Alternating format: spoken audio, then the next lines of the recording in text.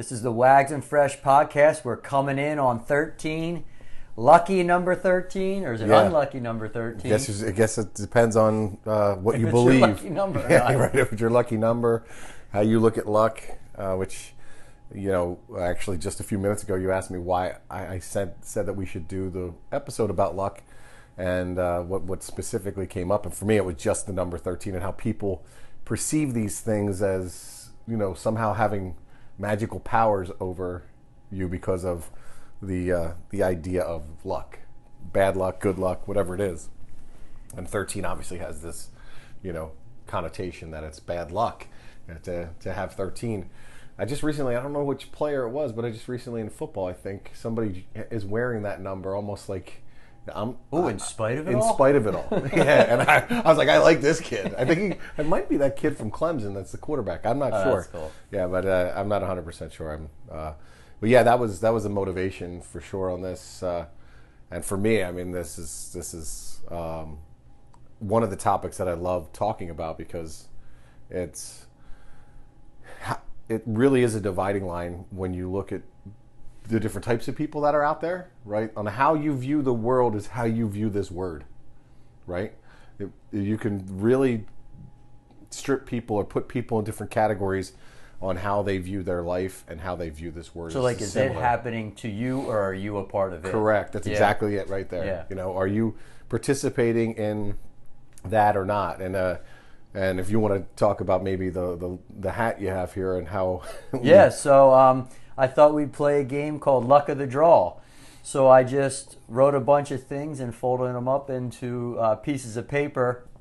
And just a little quick side note before we got on, we were talking about, drawing sticks, or if people would draw sticks. And, if you would draw the stick and it would mean that you won the prize, everybody would want the luck of being the first stick drawn.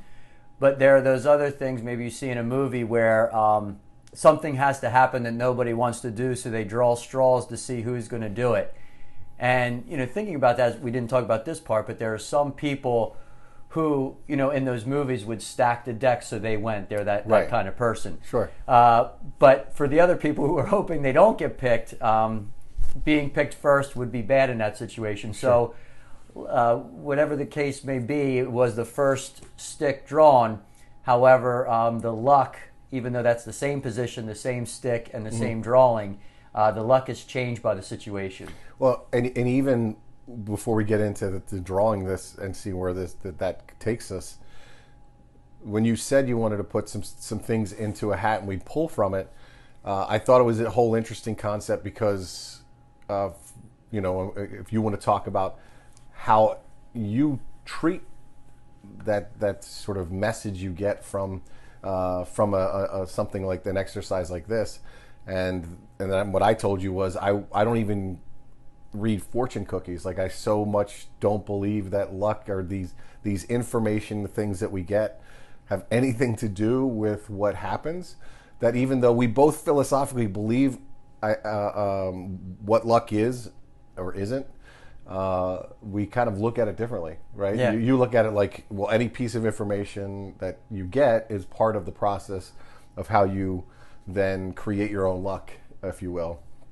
And whereas I don't take any of that information, and I still think you create your own luck, right? Mm-hmm. So whether it's, you hear, what were some of the quotes you had earlier?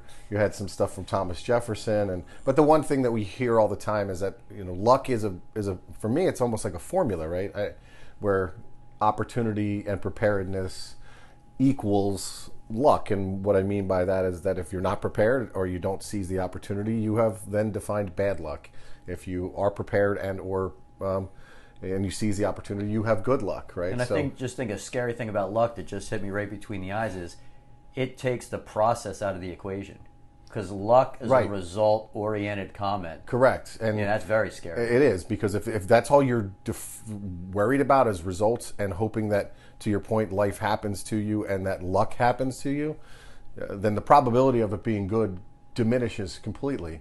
Maybe not to zero, but it's a lot closer to zero than 100. Yeah, so this is the Thomas Jefferson. I am a great believer in luck. I found that the harder I work, the more I have of it. And so speaking of luck in a different realm, so I also looked up the chances of us even being here. So, are you a miracle? On the probability of you being born, there is about a 1 in 4 trillion chance that you will be you. That you will be you, with the chances of your parents meeting, the chances of them staying together long enough, the chances of them having a child, the chances of you coming from that. So that lets you know. And before we get into this, one last thing I want to talk about with luck is, and some of the things that are personal to me, that I find that I'm lucky, if I was to use a word, or fortunate is probably a better word I'd rather use, although they are interchangeable, or at least people use them interchangeably, even though they may not be interchangeable, is that one of the luckiest things, if I was to say, that happened to me was that I met my wife. So if I said, okay, I'm going to concede that I was lucky to meet her, what I'm not going to concede is that I worked to get married to her, right? Like to build a relationship with her. And something that I tell this story from time to time, but she was on her way to transfer back from Houston to Newark as a flight attendant. And at the same time, she was, dating a friend of ours. They weren't super serious, but she was dating a friend of mine. And at the same time, so I knew her, we all hung out, and she was talking about how she's going to transfer back to Newark as her home base versus Houston. And I remember just, I wasn't even dating her at the time. I called her up and I said, "What are you doing right now?" She says, "I'm just hanging out in my apartment." I said, "Well, can I swing by?" Right? And she said, "Yeah." I knocked on the door and I basically just said, "I think that if you move to Newark, it'll be a big mistake. I think there's something that we have here, and I know you're with John, but I think we need to talk about what that means. If you're gonna, maybe I'm wrong. Maybe you're gonna tell me right now that I'm totally off base. You have no interest in me. You're gonna go to Newark. That's a done deal. John, you're just dating in the meantime, and that's that." I didn't know how she was gonna react, right? So I had an idea that there was something there more than just a friendship, but we didn't cross a line. We never were together when she was with John. Like, she broke up with him and then we got together. But it was that act of me driving over to her apartment, knocking on the door and saying, I think if you go, this will be a mistake. And I've had to, and many times, remind myself that I did that, not just because it was sort of an emotionally courageous moment for me, but that I have to live up to that too. Like, I asked her to change her trajectory in her life and to see where this was going to go. And even though after it's almost 23 years now, I still feel like I'm obligated to do that, right? But I bring that up because that was not lucky. I was lucky to meet her, but I took the rest of it on myself, right? For sure. That sounds like a wonderful moment to hang on to. Yeah, for sure. Yeah. So anyway, sorry to sidetrack. No. That's the real stuff. So, all right, so I guess we'll just pull it out, and the game will sort of involve, it's not a full game yet, but I guess we'll just discuss whatever you pull out, if it's lucky or not lucky, and why. I guess, and what our perspective is about it. So, happy. Okay, that's a great one, because happy for me is obviously something that people look at, and I think emotions in general, people look at as, again, things that you don't have a lot of control over. It's sort of, it's reactionary to the things that are happening around you. But I think you have an influence on how you decide to start your day. And if you choose to say to yourself, I want to be happy today, I want to have a fun day, I want to have a emotional day, a spiritual day, whatever that is for you, will influence the way the day goes. So happy is one of those things that sometimes I say to myself, I say to the kids or Jesse, and I say, you know, we can choose to try to be happy in all these moments. Doesn't mean that you're going to achieve it. It's just a choice to try to go into the day, go into the moment with that as the intention, which is what we talked about in the last episode. Is, and this kind of ties into that, is this word for me. Yes, there are times when happy is in a moment because something happened and you're reacting and you're just a part of the process. But there's a lot, most of our time is not those emotional waves that are, you know, constantly pouring over us. Happiness, love, fear, anger. Those you're not sitting around during your day just one wave after the next. There's a lot of sort of neutral emotional time, at least for me, and maybe that's different for other people. Maybe they live in a different emotional state. But for me, it's a choice to go, okay, am I going to choose to, in a lot of cases, and how am I going to choose to be in this particular moment? So that's what it means to me. Yeah. Very cool. Let's see what we got. What do you got?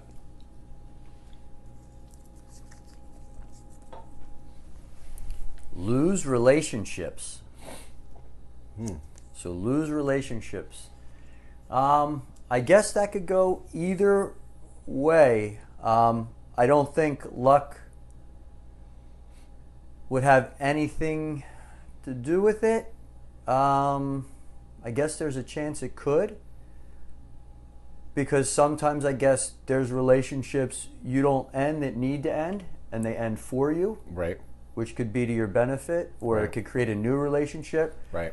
Like, you know, to use the analogy of you and Jesse, if she didn't have that job opportunity for you to even experience that you may lose a relationship, or you weren't motivated to make a change so you don't lose a relationship, on the flip end of it, what you do to keep one, what possibly losing a relationship would cause you to do, could be fortunate for you, because then you could value how much truly the relationship does mean to you, right, and what you're willing to do, and call you to a level of action and honesty that maybe you wouldn't have been called to if that relationship wasn't in jeopardy. So I see a number of different ways that it could work out. You know, sometimes people are in things that are very toxic, right, and I think that they could use some help with getting those relationships out of their life, because it's just too hard for them to do. And I think on the other end, just the threat of losing a relationship could be a gift, and it is for many people when people get sick or different things. So, and there's a couple of different things that you just tapped into there. One reminds me of a conversation we had years ago, how relationships are perceived as always being 50-50. But the reality is that more times than not, they're 60-40, they're 70-30 on who has to do the emotional legwork, right? And it really, and a lot of times where that frustration in that relationship comes from is one of the parties is frustrated that it's not more equal, they're not communicating that. And I bring that up in this context because sometimes sometimes you lose a relationship because maybe you're only putting 20% in versus in the 100% equation, and maybe that's just telling you that you don't want to put any effort into that, and that is it's losing. You're losing it because of the lack of desire to want to keep it.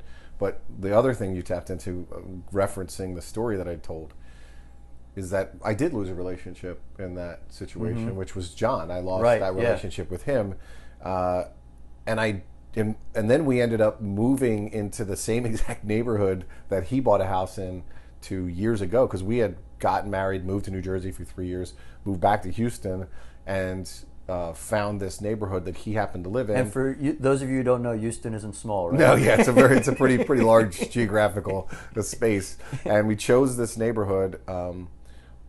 I think we actually, if I remember correctly, we went and saw him and his wife, and visited with them briefly, and then we saw the area and saw the neighborhood. We were starting to have kids, so we wanted to look at school districts and everything, and it was all ticking a whole bunch of boxes. So we went ahead and decided to move into that neighborhood. And outside of that one time that we all got together and a few times that we sort of waved in the neighborhood, we never really spoke again. It wasn't it wasn't a relationship that ever rekindled, and I was okay with that. It didn't, Yeah. you know. I mean, I loved hanging out with the guy when we had that opportunity, but it was, well, you know, it just ran its course, and So it can be lucky. it was Yeah, lucky yeah, yeah. because it was lucky because it wasn't unlucky. And I mean, did you meet her because of her? Because of him? Or would you No. have met her probably? I wouldn't have gotten to know her as well Right, as I yeah, knew her yeah. if they weren't dating. Yeah. Because we were all so young that, I mean, he was younger than her. She was 22. He was 19 or 20. I don't really remember how old he was. And maybe he was 21. And I was 23, 24. So before she came in the picture, him and I hung out pretty much every night after work. And then because we hung out, and became sort of a little group of people that hung out, she just became somebody that just hung out with us. Mm-hmm. And I got to know her because she was just hanging out with all of us. And because she was dating John, I didn't have any like, oh, she's somebody I want to date, because she was already dating John. Yeah. Right? So I just got to know her. You know, she was a New Yorker. I'm from the East Coast. We're in Houston. So we got to know each other from that sort of angle initially. But over time, I was like, there's something more here. And that was pure. And I said, what was great about it is that, you know, when you're young and you're dating, or you want to date somebody, you're very careful about what you say and what you let people know. And I didn't care. My angle wasn't to date her, so I just said everything. Like I wasn't guarded. I completely was myself, and the fact that she was okay with that was Yes, you mind-boggling got off to a me. good start. Yeah. So I was, you know, not lucky to. Again, I don't look at it like luck. Is Right. that I could have stayed guarded. I could have wanted to think, oh, maybe they break up one day, and I don't want her to know about these other things that exist in my life, and you know, all the dark secrets and skeletons and stuff. So I was trying to be as forthcoming as I could, or I just was myself. There was no angle, there was no agenda, which, you know, until I met her, was pretty much every relationship had an agenda. And Right. an Well, angle, right? luck definitely. I mean, whatever part it would play in whatever way someone describes luck, I just, you know, see it from such a passive environment that a lot of that story says nothing about being passive about. Well, and Yeah. it goes back to the formula that I said, right? Preparedness and opportunity meets, and the luck that, if you want to say it was luck, was good luck because we got together. But the opportunity was that we met. The preparedness was that to back up even further, I was in a lot of different relationships up to that point, and some of them were, you know, a year, 2 years, whatever, and I was living with somebody, and there was discussion of marriage, but it was toxic. There was a lot of sort of anger, frustration, a lot of booze, a lot of things in that relationship that was part of the culture we were living in, the two of us. And I was in the middle of a working shift, and quit my job and moved because I was no longer going to school, but I was living in Nacogdoches still, so still there. And I just quit my job. We were already kind of breaking up. It wasn't official yet, but we were kind of breaking up. I went to the apartment to catch up to her because she did have to work that day, and I missed her. So I just left a note, said I'll be back to pick up my stuff, and drove to Houston. And then shortly after that, I met her. But in that 6-month window from the time that I left to the time that I really got together with her, I changed my life completely. I was like, I don't want to do this anymore. I don't want to do this anymore. I don't want to do. So I was preparing myself to be somebody different. If I wouldn't have prepared myself and the opportunity presented itself, I wouldn't have been with her, because I would have been the same guy with the same agenda. You know. I think with luck, I mean, as soon as you start to put the timeline back in your life, and then the further life goes on and you're able to look back, you know, you'll see a lot more pieces that surround and support every moment that we have. Correct. In a big way. And there's nothing, I think one of the reasons why people like the idea that luck is this thing that happens to you is it takes accountability away from them, right? They don't have to be accountable if things just happen, right? I don't have any control over it. I don't have to be accountable, right? So, and that's something, again, when I earlier said you and I have had this conversation about a variety of things. The word itself sort of puts people in these categories, and people who view the world that I don't want to be accountable, whether conscious of it or not, it's a safe space to be. I went to work and this happened and can't you believe that, and that's why this doesn't happen anymore, and that's why I don't get this, and all that I guess it could be insulting to a person too who does a lot of work. Correct, 100%. Like, yeah. oh, that guy's so lucky, and then you don't know that he's Right. Was going to school at night, supporting his family, right? Right. Doing all the stuff that they're doing, and Yep.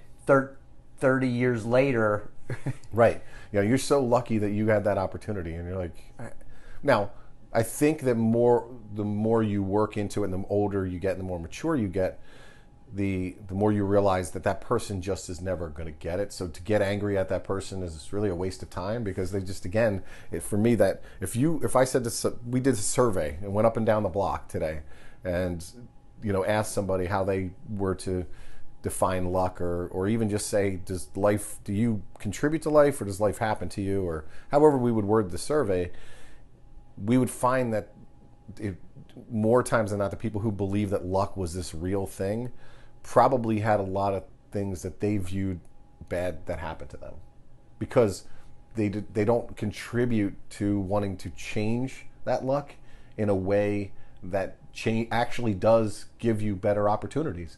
Because when you sit back passively in life and say things just happen to me, then it's an easy way to say, well, that's why this happened, and that's why this happened. And I think there's really only two major criteria people mostly base luck off of: winning money that you didn't earn, right, and escaping death. Right. It's like those are the two. Those are the big things, ones, yeah. Those are the two things that people will mostly consider people lucky for. And but even like you see it in sports, right? You see it, like professional athletes will say stuff, and it's mind-boggling to me how they feel like there's luck involved. I'm like, how many hours have you been in the gym?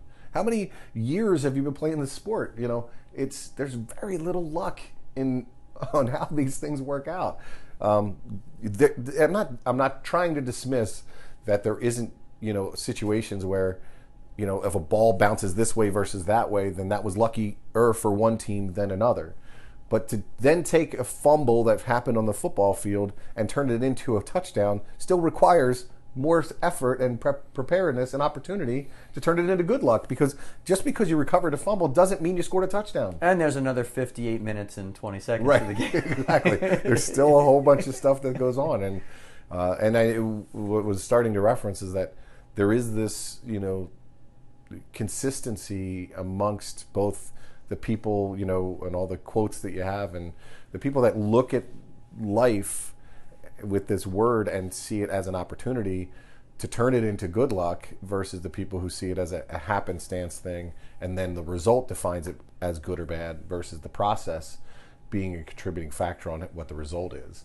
And I think that's a clearly dividing line in my mind on how people view the world and view their life, and this word in particular just seems to, I think, more clearly define that reality. So, and the nice thing is it really doesn't have to be real or not real. If you're doing your thing, we'll take it. Right. I don't think anybody's going to turn it away. Right. And it just shouldn't be one of your pillars on your legs. I agree. Exactly. Go ahead and finish that. No, that's it. Yeah, it just shouldn't be one of your pillars. And I think that's we both didn't have a whole lot related to this topic. I just really threw it out there because of the number 13, and thought it would, if we're ever going to talk about this word, it would be now, because we don't really look at the world that way. And to your point, I think that there's just not a lot of value in using that word in that way. Personally, I just don't. And if anything, maybe this would try to talk to somebody who's trying to figure that out, because there were moments, I'm sure, when I was younger, and or at least when I didn't think this way, that I probably did think more like that. Yeah, people have things you wish you had. Right. I mean, it's always used in a weird, when you really boil it down, it's used in some weird ways. Yeah. There's not a lot, because again, it goes back to what we said. You and I look at the world as being a process-focused experience, right? We want everything that happens in our life is because of the process that you put into life, not the result. Sure, the result is at some point how you can say, did that turn into whatever you were looking for it to turn into? But you're not so married and living your life by the result. The result is just a product of the process. But so many other people review the world as being clearly defined by results, and it's either this or that. And if you were trying to achieve that and you didn't, then you didn't. Versus all the things you did do in the process of trying to win that thing, which again, that's just a philosophical difference way to look at the world. And doesn't mean we don't value results. I think both of us value results. It's just we look at it from what do then I learn from the results so I can continue to move on it's from just it. What part do I play? And when luck takes you out of the equation, I'm fine with that. I don't have to be the equation. I understand that things aren't going to go the way I plan. I understand that things are going to go different. I understand I'm a participant. But I also believe that whatever I'm being a participant in is an opportunity for me to utilize and grow and become a better person. And, as soon as I take myself out of the equation of doing my part, then I think I'm cutting off, what's really happening, not only on the scene, what I can see, but what's happening behind the scenes. I'm missing out on that too. Right. Anything else? Do you want to try another word, see where it takes us? Because that's been fun so far. We'll rip through these. Get a job. All right. So again, that's another clear, and actually I've been thinking about that one a lot lately because somebody had posed this question to me about helping her sons figure out whether they should open up a restaurant, right? And I know it's not totally connected to get a job, but it is. It's connected to, they're both young men, and it's great that they have this enthusiasm to want to open up their own business.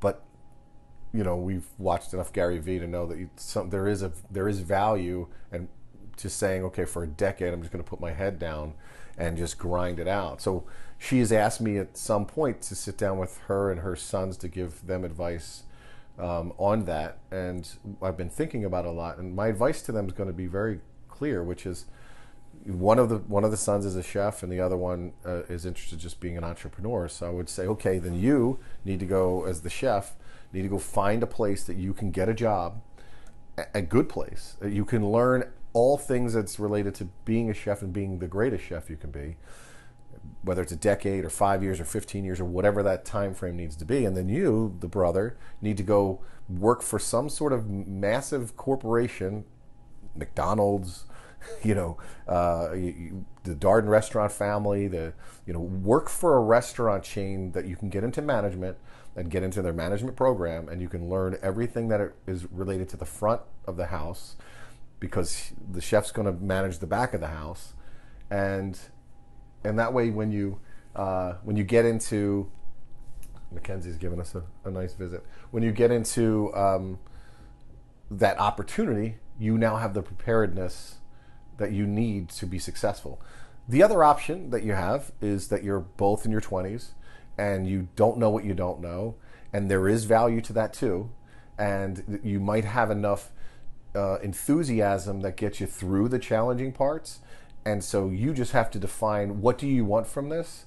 And if it's a little bit more security long term, then you would probably want to go the first route. If you just say to yourself, we want to go and figure out, because you're in your 20s, you got a lot less to lose. If it doesn't work out, you learn from it, and you start something in your 40s. I even heard of restaurants that are closed a couple of days a week, and other people just renting their kitchen and doing a restaurant one day. I mean, there's so many people have their answer. It's right. Whatever they're the hungriest and the most excited about, and the sooner you get started on that, all the logic can only take you so far. And where this ties in for me when I saw that with Get a Job is it just goes back to the same thing, which is, what opportunities are you looking for, and in what way? Are you going to the right job sites if that's what you're looking for? I haven't looked for a job in a while, so I don't really know all the different things. But it still comes down to potentially, because if I was looking for a job tomorrow, the first thing I would do is try to find somebody, because I haven't had to get a job in a while. I don't know the way it works now. Is there something different as far as the way you have to communicate? no, obviously you still have to present yourself in a certain way, and all those things are still the same. And I do enough interviews to see that similarity. But I don't know how to promote myself in that way that would help me. So I think to catch people's attention, you have to listen to whatever voices are in your head, and you have to go out and execute them like they matter, and they're the key to your future. Yeah. Like the one guy I read before, the guy who owns the Atlanta Hawks, who had David Goggins come live with him, Jesse Eisler. Right. You know, he started a jet company. He had people that he knew would rent jets from there. He knew what kind of conference they were going to be at. He flew to that conference not knowing who he was going to meet, when he was going to meet them. Found out that they were all going to a coffee store because he couldn't get into the conference because it was too protected because of the type of clientele that were in there. Saw that they were all getting coffees and muffins, bought all the muffins, sat out front and gave them away for free, and sold his first jet meeting a guy that way. That's the kind of stuff. Yeah, that's creating your own luck. luck. There's the other book, The Third Door, which is when you're out just doing your thing, and this may not be what the book was about, but it's what you took from it. Yeah, when you're out doing your thing, there's always another door that's going to open up. So if you're following what a website says about how to do, that's just the beginning. Right. If you're finding out what your friend said to do, that's just the beginning. The real answer is inside of you. Yes. And you need to dig it, follow it, and follow and open every door that you possibly can and walk through it. And you'll have an experience, and the person that you're supposed to work for, you will blow their mind because that is who they were waiting for, and you're who they were waiting for. And let's tie this back to luck because I do enough interviews to know that, and I say this all the time in interviews, you're interviewing us as much as we're interviewing you. And the reason I say that is because I want them to understand that I need you to be accountable in this process too, right? Because why would you want this job if this isn't really what you want to do? Because you're not going to be productive for me, and you're not going to be happy personally. So let's just get that out on the table right away. I understand there are times and moments in everybody's lives when I just need a job because I need the money and there's desperation or financial commitments that are there. But that happens, but I think that when I'm really looking for the right person for a role, I try to push people, almost convince them why this isn't right for them sometimes in an interview, because interviewees always will tell you, oh yeah, this is why I want this job, and this is a great job, and this is all I want. But I try to find out, are you really going to be happy here? Because if you're not really going to be happy here, then I'm gonna have to do this again in a year. Well, that's another thing. I mean, hiring and employees, I think it's a whole nother world of people think they have to get it right, and they don't really see it as a process. And once again, the sooner you get a job and you leave and find another one and leverage that job, the sooner you fire, and the sooner you're both doing that, the sooner everybody's going to be happy, because people don't leave jobs. Like, they'll say, I'll get this job and then I'll find another. I don't really need this. I just need a paycheck. Right. But then what do? They just settled right in, and then nobody's happy. And the reason why I brought that up was because what you were talking about was that, there needs everything, to your point, everything is inside of you already, like what you're looking for in the process you need to take that's specific to you. But you have to listen to it and be conscious of it, because if you don't, then what ultimately happens is that not only are you not happy, but you're not working towards where you really want to be, right? And then, because then that gets compounded by the secondary part, which is when you don't get the jobs that you want, then you end up settling into this place of, well, I'm really only going to do this job 60% because this isn't my dream job anyway. And when you have that mindset, then you're never going to leave that job because you're not doing it well enough to get promoted. You're not doing it well enough to learn the skills to move you on to something else. But the thing that really frustrates me in this concept, because unfortunately I had a lot of experience in this when I was managing in the restaurant business, a lot of the wait staff was college students, and they would always do, not always, but a lot of them, their excuse was, the reason why they would do their job less than stellar is because, well, this isn't going to be my career, so why do I care? And my comment was always like, how do you think you learn job habits? You don't learn job habits when you get your dream job. You learn job habits when you get the job that you can't stand and recognize that you still have to work hard at it. And those are the opportunities and that's how you separate yourself from your counterparts, because whether you're conscious of it or not, the reality is you know, everyone born in, you know, the year 2000 is competing with everyone else born in the year 2000 for these jobs, or 99 or 2001, or generally the same age groups. And so the more you're trying to separate yourself and recognize that the more you put 100% effort and focus on the process, then those are the people that have the good luck that they ultimately get. And when they go back to their class reunions or wherever they go to meet up with people that they haven't seen in forever, they're like, wow, you're so lucky you have all these things. That person's been working since they've been 5 with that mentality. And even if you are lucky and you didn't put in the work, how are you going to keep it? Right, exactly. You're where you're not supposed to be. Right. Working hard and creating good luck is a habit that you can create in your life. It's something that you can. It's a learned skill if you choose to. And that doesn't mean there aren't times when you know, oh man, I'm going to have to do this, and you always want to. But that's when the rubber meets the road, because now you're like, you know what, I don't want to do this, but I know I have to. Let me get a cup of coffee. Let me, get my mind right and go hit it, whatever that is, and go as hard as you can, because that's the where you're really going to build that habit forming thing that gets you to the next level in life. So this Red Bull's kicking in. Yeah, let it fly, let it fly. It's got wings.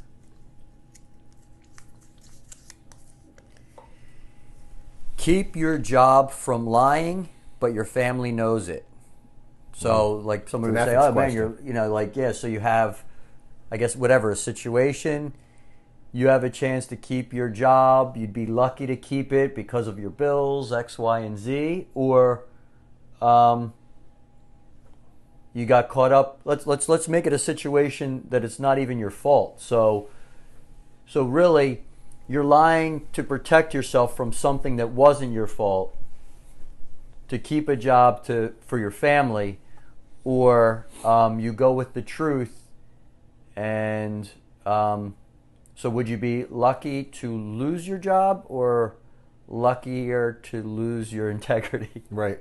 Well, I'm not even sure they're mutually exclusive. I think that most people, and the way it's written, sure, that's the initial thing that everyone would think. And I think that if you're presented with that situation, then you probably would think that first too.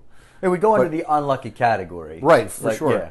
But I think that what people don't realize, and this isn't a universal thing, there are some legal reasons why things have to be done the way they are, as well as corporate philosophies that exist out there.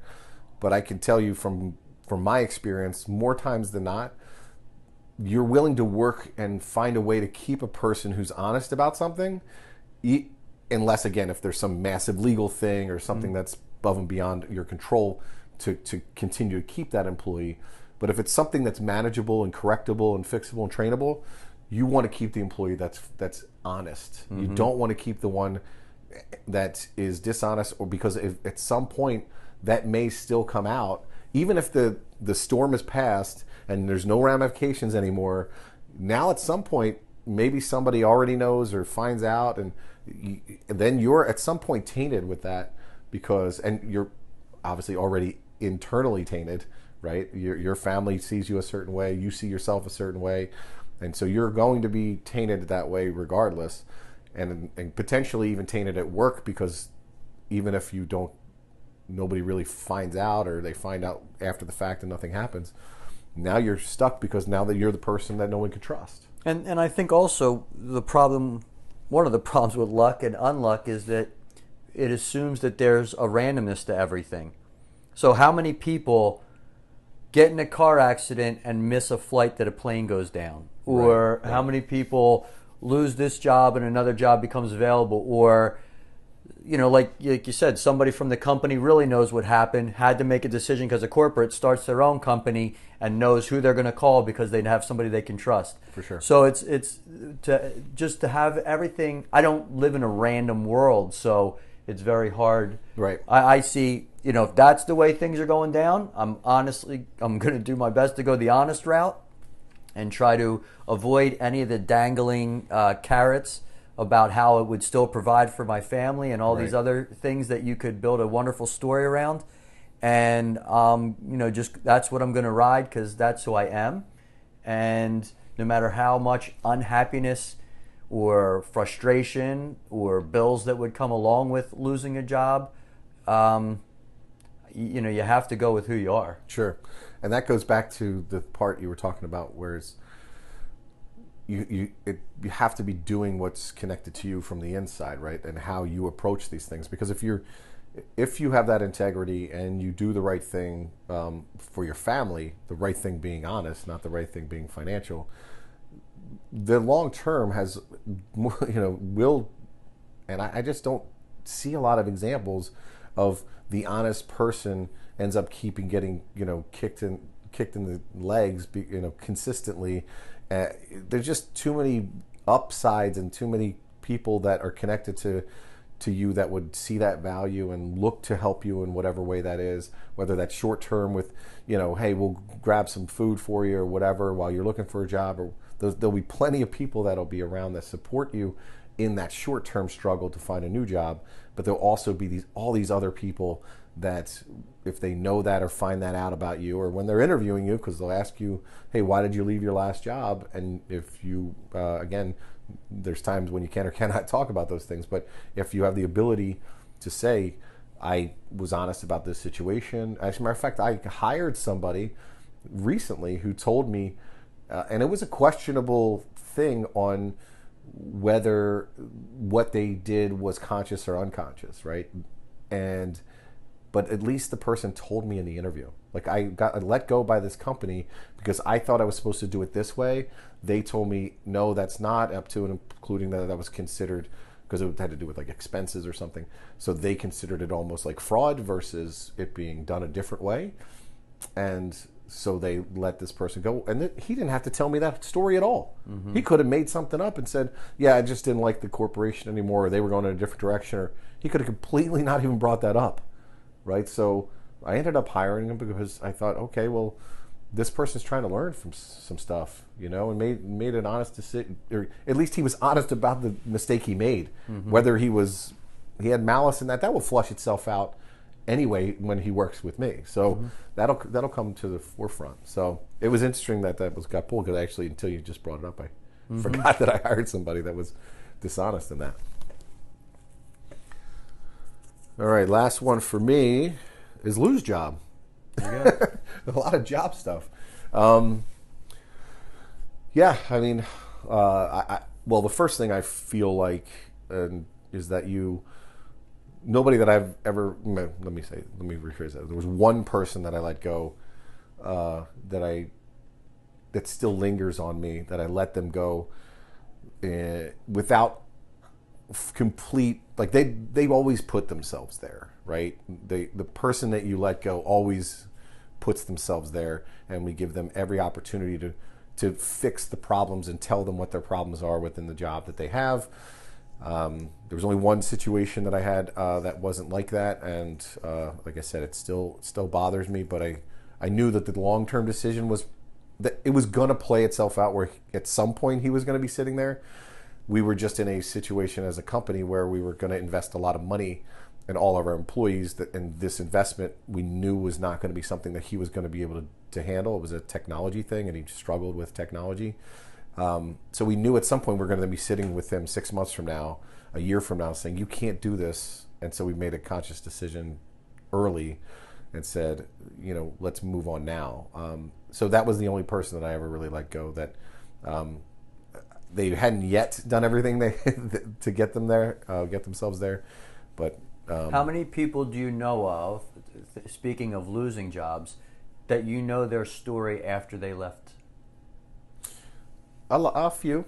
And yeah. What are those stories like? Well, I mean, I generally know more of the people who leave on their own accord versus the people that, yeah. I mean, they end up being fine. I mean, although there are some people who leave because they think the pasture's greener, sure.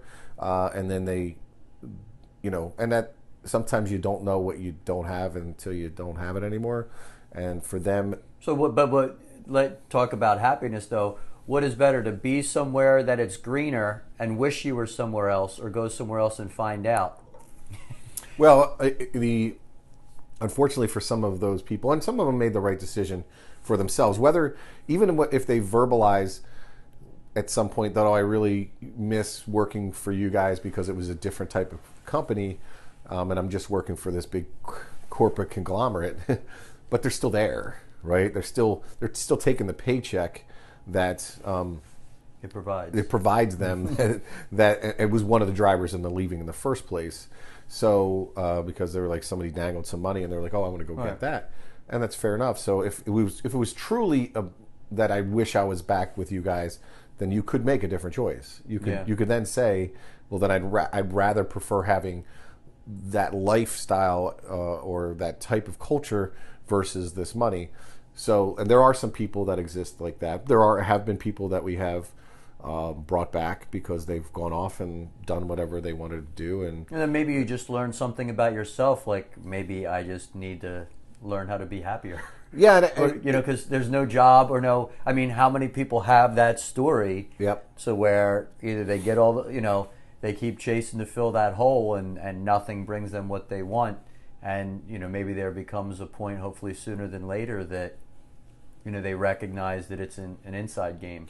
It really goes back to what you said before, which is it's inside yourself is what's right for you. And all the luck you want related to jobs is all right there in the mirror. You just have to be honest with yourself enough to recognize that and be consistent in trying to get that. Because what you're really asking me here is, some people wish they came back or stay with us or move on because it isn't the right thing for them, or they wish they were back here because once they had that experience, they recognize the culture of what we have is different than what they have now, and they're more now in line as a person with what we do versus where they're at now. There are plenty of people that they've left or because they are wrong for what we're doing, right? Because one of the things that is a requirement, not really in writing, but if you look at consistently the people who have been with the organization for 10 years, 15 years, 20 years, there's a willingness as an individual to become better at your craft when asked. It's not every year, it's not every 6 months, although sometimes it does happen that way, but on average it's probably every couple years. It's sort of, okay, you're this good at your job, now you need to work on this part of your craft. And not everybody's really wired to want to live a life like that. A lot of people, I got a job, I got really good at it, and I just rinse and repeat for the next 25 years. And that's just not the organization we are. And we're constantly asking people to grow and become better. And that's where I think some people leave. And for them, they're happy with, I'm good with what I do, and this pays me enough money to support my family, and that's all they want to do for the next 20 years. And there's nothing wrong with that. That person doesn't fit for us. Or we have the other issue, which is, especially in the sales side of our business, which is we have people who want to constantly make and chase money.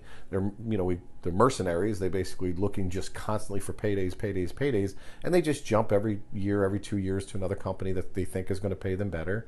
And we try to avoid them because they're not right for our organization either. So losing a job is really about not just the things that you have specifically done, but those specifically things that you've done that got you there, because you're not buying into what we're about, and you're not buying into the culture. So not necessarily bad luck. It's not bad luck. It could be good luck because they're now in a place that is more in line. There's something that brings you to these moments. Right. Yeah. The bad luck is that they didn't. They chose to work for us at the beginning, and it wasn't aligned with who they are. I just mean, sometimes you hear people say, "Oh, he just lost his job. He's sick. Right. This, that, the other thing," and then they're like, "Oh man, that's a bunch of bad luck." Right. Not realizing doesn't take care of himself, was late 300 days. Right. Right. Exactly. There's not the the other side of it that always goes with what's going on with people. And as you were talking, one thing that's important is just because it's inside us doesn't make it any less work either. Right. You really have to spend time with yourself, understand who you are, follow those little threads, even in little ways, if it's about stopping and going here or saying hi to somebody, because those are all the things that lead up to the confidence to say, that voice is saying leave this job. Right. That voice is saying take this job. Those aren't necessarily easy to follow at that level if you're not putting in all the little training ground in between, and all the little work in between, and all the little time in between, and all the little practices of doing these things in areas that are less significant, even though they're all significant, but less significant of, should I get this house? Should I get this job? The more comfortable you can get making those decisions with yourself and following through and being okay with the result, because it's, being, true to who you are and what your thoughts are and trying to express your way in this world, that you could get more comfortable with not only bigger decisions, but the results of those big decisions, because just because it comes from inside you doesn't mean it's going to be this magnificent decision that you couldn't have had from the outside of you. Sure. Yep. It's more of a, it's more of just living in a unique way, because nobody was given your life, and it's for you to live. And the more you express it and the less you live other people's lives, the more enjoyment and happiness you'll find. Yeah, for sure. You have to listen to yourself and try to eliminate or minimize the noise externally. Otherwise, to your point, that you'll be chasing something that will continuously get you to an unhappy place, and then you'd find that as bad luck, and now we're back to that again. So, all right, what's your last one here? Good. You want to do more? Simple. Win money. Okay. So I had not much to talk about there. I mean, we all know the tragedy of lottery winners. Right. But it doesn't have to be that way. I guess there's a lot of things that come with what people would call good luck that can really jeopardize things. I think sometimes some of my happiest times, I have some, I guess, thread of just humility I always want to keep in check, because at least when I'm low, I know to turn to God and to get back to the basics. And the basics being, they really never change. The same thing you do all the way through. Yep. And when you get higher, or when things get easier, or when things seem like they're in motion or on paper in a good way, that's when you stop doing the basics. And that could be just as dangerous as being low. And a lot of people, even some of these other people, they use, I was talking to you earlier about how you use the physical world to create adversity just to keep your brain humble, so that, you don't get so stuck in this lofty world that you start taking on traits and thoughts that will lead to destruction. Yeah. The one thing when you pulled this out, there was a couple of things that jumped to mind. One is that everyone's already sitting on a winning lottery ticket. They're sitting on themselves. They are their own winning lottery ticket. Because if you were to say, I'm going to make, just do the math. Just say, I want to make $100,000 a year for 30 years. Well, do that math. How many millions of dollars is that? 3 million? I don't know, quick math, something like that. 30 million? I don't know, can't do the math, but it's in the millions, right? So you already have a winning lottery ticket. The question becomes, what are you doing today? And whether it's 100,000, 200,000, 500,000, whatever those numbers are for you, that you have as this aspiration, what is it that you're doing to achieve that goal? And then if you make it to 100, then you want to make it 150, and then you want to make 175 and 250, or whatever those next level tiers are for you. But over the course of your life, you're going to make millions of dollars if you go into this with that mindset. And it's more about how you're willing to live. And that becomes the other part to it, because then if you then live humbly and conservatively financially, then it all becomes relative to itself. So whether you earn $3 million over the course of your life or $30 million over the course of your life, if you spend $32 million and you make 30, you've got a problem, right? Whereas if you make 3 million and you only live a life of 1 million in the course of your life, then you're a baller. So it all becomes, how are you living your life within that, as well as, what are you earning on the top side? And then the other thing that it tapped into is the thought that, and we've seen plenty of videos and read books of all these successful people and what they've done. And so many of the times the question comes to somebody who's maybe, 20, 30 years into the game or whatever they're doing and defined as uber successful in that area. and they say, what's the best part or has been the best part of this journey? They always say it's the beginning. They always say it's when I didn't have anything and I was just starting out and I was just grinding it out. It's not the big, yacht. It's not the big house.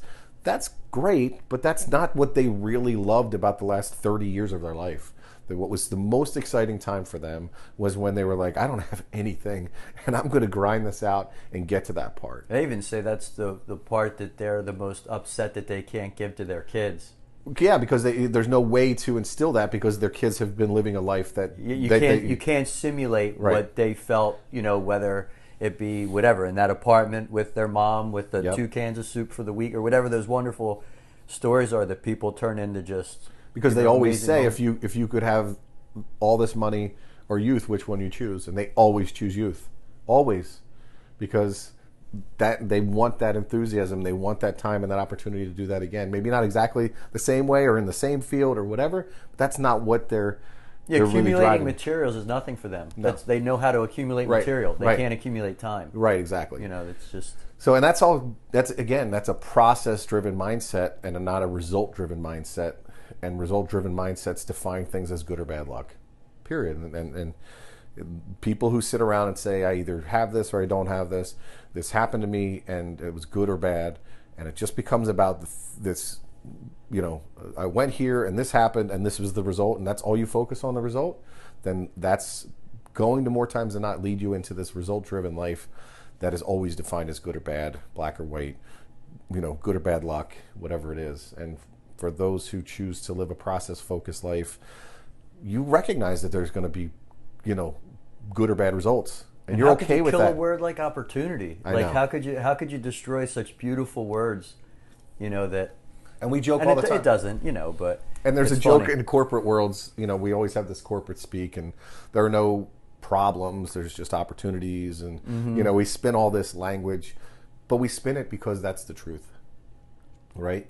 Because if you sit around as a company or as an individual, even for mental health, right? Yeah. It doesn't. I mean, we don't even need truth to be in it. Right. What is the best thing you can do to give yourself something to focus on and give yourself hope, and allow yourself to have something to strive for and desire and work for each day? I mean, other than if it was to turn things for the good. Right. And that's, you're absolutely right. The word gets diminished or completely eliminated from this whole conversation if you don't look at it from that perspective. Because anybody who's listening wants to sit down and write a list of all the problems that they have. Do it. Write a list on the left side of the page, all the problems, and then you take the word opportunity and put it on the right side. And how do you take that and see it from an opportunity perspective? I'm overweight. That's my problem. Okay, what's the opportunity? I don't have the best job and I need to make more money. Okay, what's the opportunity? List your problems and then list them as they are, as they're seen as opportunities. And you work off the right side of the page, not the left. Mm-hmm. Right. So. And what's there is the answer. It's it. That's that's it for you. So and you will have to wrap this up. Or a step towards the next answer. Well, exactly. It's just the movement. If you wanted to live off the left side of that page and problems, you're probably going to have more and more bad luck in your life than good. If you live off the right side of the page, you're going to have more and more good luck than bad. I don't know if I can wrap it up any better than that. We're all at least for me. I'm not saying that's good. I'm that's right, good. but that's in my mind what it is. So, thanks again for listening, and find us on YouTube, the Wags and Fresh podcast, and on Anchor, the Wags and Fresh podcast. So, thanks again. Talk soon.